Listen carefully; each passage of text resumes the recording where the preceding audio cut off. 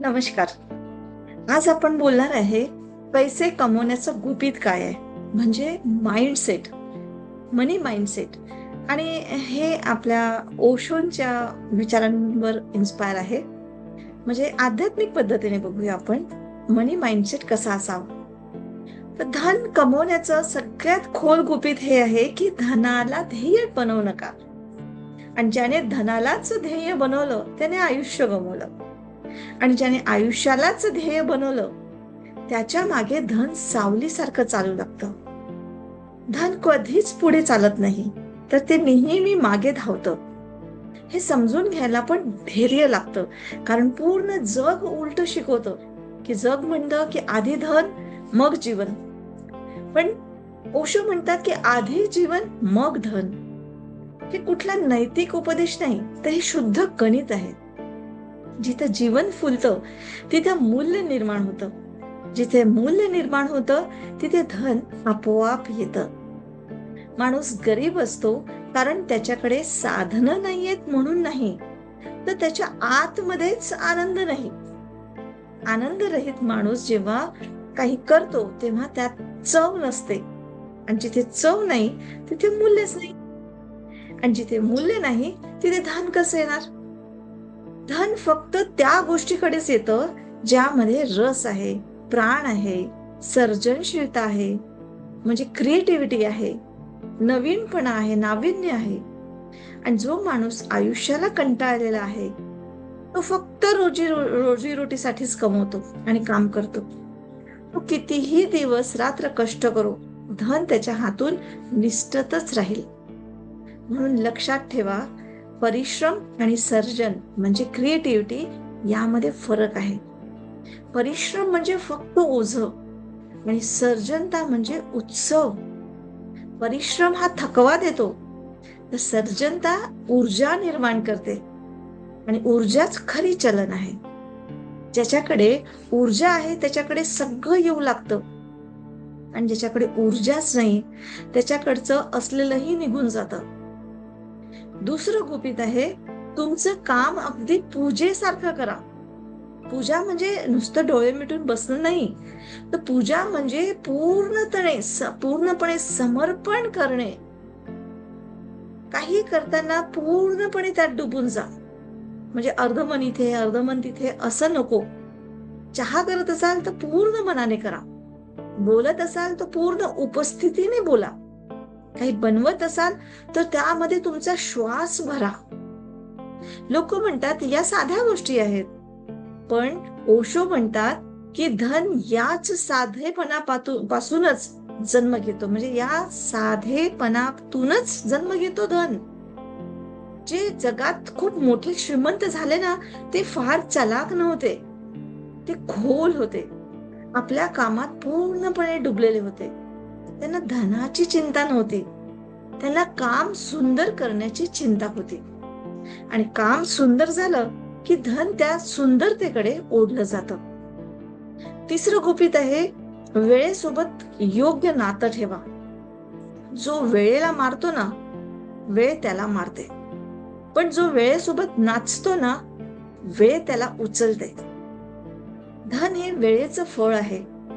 आज पेरलेलं बी उद्या फळ देतं. अधीर माणूस सतत बी उरकून बघत राहतो की अंकुर आला की नाही, आणि त्याच्यातच बीज मरतं. पण धैर्य शिका. पण धैर्य म्हणजे आळस नाही बरं का. धैर्य म्हणजे जागरूक प्रतीक्षा.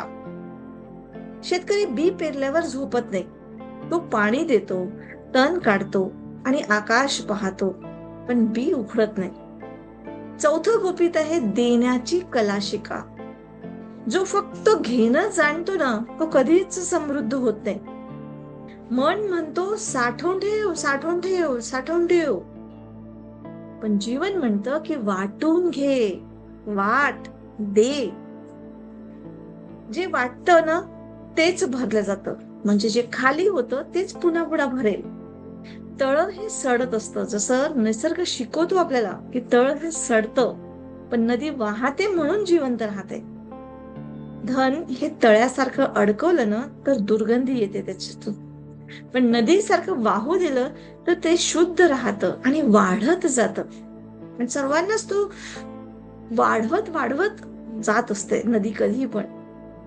दान करायचं असते. तर दान करणं म्हणजे सगळं लुटणं असं नाहीये. दान म्हणजे जीवनाच्या प्रवाहावर विश्वास ठेवणं. आणि 5वं फार सूक्ष्म गुपित आहे बरं का, लक्षपूर्वक आहे का. आणि खरंच तुम्हाला जर आवडलं असेल ना हे गुपित जे मी सांगते पैशाचं, तर नक्कीच सबस्क्राईब करा. सबस्क्राईबचे बटन दाबा, कुणाला तरी शेअर करा. जितकं तुम्ही दान कराल, जितकं तुम्ही इतरांना पण शिकवाल, सांगाल, तितकं तुम्हाला तुमचं नॉलेज वाढतं, तुम्हाला वाढतं, तुम्ही वाढता, तुमची प्रगती होते. त्यामुळे नक्की सबस्क्राईब करा आणि नक्की काही मिळालं असेल तर कमेंट पण करा. मला खूप छान वाटतं कमेंट वाचायला. तर स्वतःला विकू नका. 5वं सूक्ष्म गुपित मी सांगते, स्वतःला विकू नका. स्वतःला विकू नका म्हणजे स्वतःच्या इमानदारी विकू नका.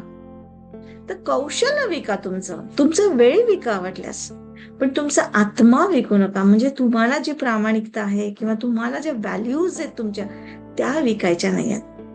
जो आत्मा विकतो ना तो आतून तुटतो. म्हणजे करप्शन करतात, पैशाच्या नादामध्ये लोक काहीही करतात. म्हणजे कोणाचं कल्याण होतो आहे की नुकसान होतो याचा विचारच करत नाही. तर असं नाही करायचंय. तर आत्मा विकू नका, कारण तो आतून तुटतो, तुम्हीच तुटता. आणि तुमचा तुटलेला माणूस कितीही कमवेल तरी आतून तो रिकामाच राहतो. काहीच घेऊन जाणार नाही आपण ह्या जगातून. तर हे रिकामपण हळूहळू त्याच्या कामाची गुणवत्ता म्हणजे कमी करत असतं. लोकांना माहिती होते, बदनामी होते आणि धन आपोआपच थांबतं.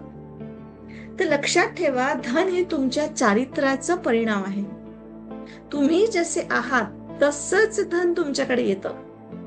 अत्याव्यस्त असाल तर धन टिकणार नाही. सजग असाल तर धनही व्यवस्थित टिकतं, राहतं तुमच्याकडे, चांगल्या कामामध्ये जातं. तुम्ही इमानदारीने धन कमवलं तर धन शांत राहतं. लोभी असाल तर धन अस्थिर होतं. म्हणून पहिलं काम धन कमवणं नाही, तर पहिलं काम आहे स्वतःचं रूपांतरण करणं.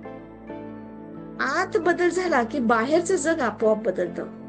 आणि हा चमत्कार नाहीये बरं का, हा निसर्गाचा नियम आहे की धन बाहेरून येत नाही, धनाचा आतून जन्म होतो.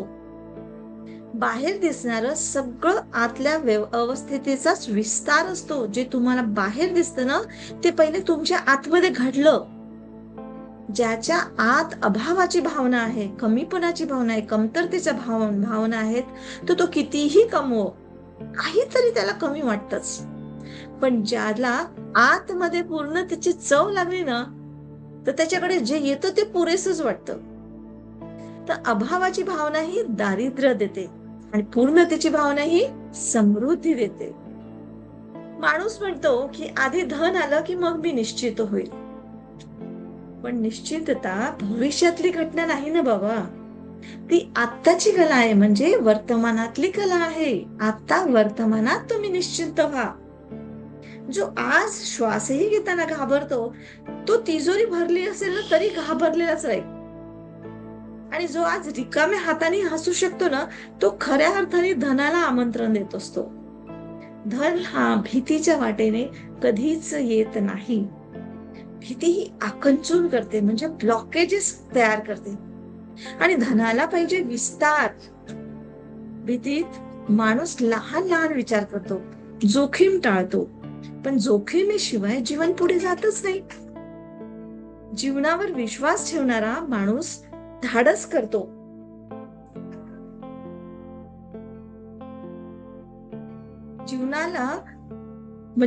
जीवनावर विश्वास ठेवणारा माणूस धाडस करतो, पण धाडसाशिवाय नवे दरवाजे उघडत नाही. हे लक्षात ठेव.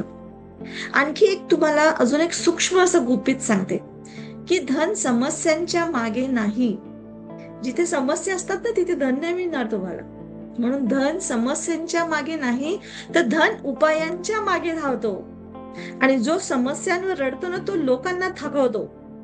पण जो स्वतः उपाय बनतो तोच मूल्यवान बनतो. आणि ह्या मूल्यवानाच्या मागे धन धावतं. हे लक्षात ठेवा. म्हणजे मूल्यवान बना. तुम्ही कोणाला तरी काहीतरी मूल्य देत आहात. म्हणून विचार करू नका की मला काय मिळेल. फक्त विचार करा की मी काय देऊ शकते. हे जग समस्यांनी भरलेलं आहे. त्याला आणखी तक्रारी नको आहेत. तर त्याला स्पष्टता पाहिजे, दिलासा पाहिजे, सोय पाहिजे, सौंदर्य पाहिजे आहे.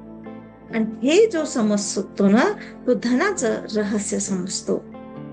लोक काय म्हणतात की स्पर्धा खूप आहे, पण ओशो म्हणतात की स्पर्धा ही भ्रम आहे. कारण प्रत्येक माणूस अद्वितीय आहे. तुमच्यासारखा कोणीच नाही.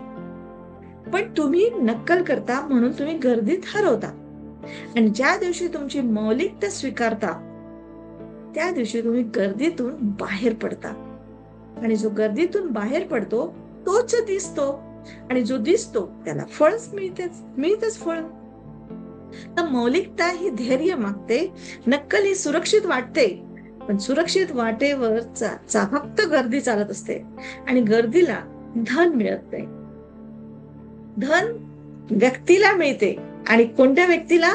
की त्याच व्यक्तीला जो स्वतः असण्याचं धैर्य ठेवतो. आणि आणखी एक संतुलन आहे की ध्यान आणि कृती. तर तुम्ही कृतीत बुडाला, म्हणजे हे दोन प्रकारचे. ध्यान करा म्हणजे आपण जे म्हणतो अफर्मेशन ध्यान, रेकी ध्यान आपण सांगतोय है ना. तर तुम्ही नुसतं ध्यान करा आणि कृती देगा हरी खाटल्यावर म्हणाल तर नाही होणार. तर आणि नुसतंच कृतीत मध्ये बुडाले तर तुम्ही यंत्रवत बनत राहाल.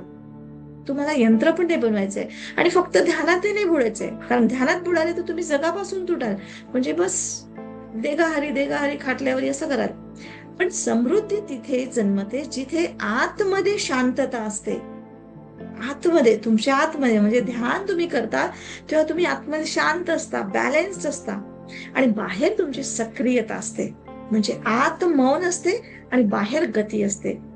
तर मौनातून स्पष्टता मिळते आणि स्पष्टतेतून योग्य निर्णय घेता येतात. आणि योग्य निर्णयातून धन मिळते. तर ध्यान म्हणजे त्याग नाहीये. ध्यान म्हणजे समज आहे, समज. आणि शेवटी लक्षात ठेवा की धन लवकर येत नाही किंवा उशिराही येत नाही. फक्त ते योग्य वेळी येते. जेव्हा तुमची फ्रिक्वेन्सी जुळते ना तेव्हाच येते. आणि तो वेळ त्यालाच कळतो ज्याला त्याच्याकडे धैर्य आहे किंवा जागरूकता आहे. अधीर माणूस घाई करत असतो, चुकीचे निर्णय घेतो. पण आळशी माणूस उशीर करतो, संधी गमावतो. म्हणून मध्यम मार्ग स्वीकारा. तर मध्यम मार्ग हा समृद्धीचा मार्ग आहे. आणि यशाचं खऱ्या अर्थाने एकच लक्षण आहे, ते म्हणजे आनंद. आनंद नसेल तर धन आलं तरी टिकत नाही. तर धनाचं खरं गुपित बँकेत नाही तर ते तुमच्या दृष्टीत आहे. आणि ज्या दिवशी तुमची दृष्टी स्वच्छ होते त्या दिवशी सर्व मार्ग आपोआप तयार होतात. तुम्हाला काहीच करावं लागत नाही. तर नक्कीच हा कोर्स म्हणजे हा व्हिडिओवर परत अभ्यास करा. खूप डीप म्हणजे मी तुम्हाला याच्यातलं सांगितलेलं आहे, समजून घेण्याचा प्रयत्न करा. थँक्यू. नक्कीच तुमच्या जीवनामध्ये याचं परिवर्तन मिळेल. तुम्हाला काहीतरी नॉलेज मिळेल हे मला पक्क माहिती आहे. धन्यवाद. Thank you very much.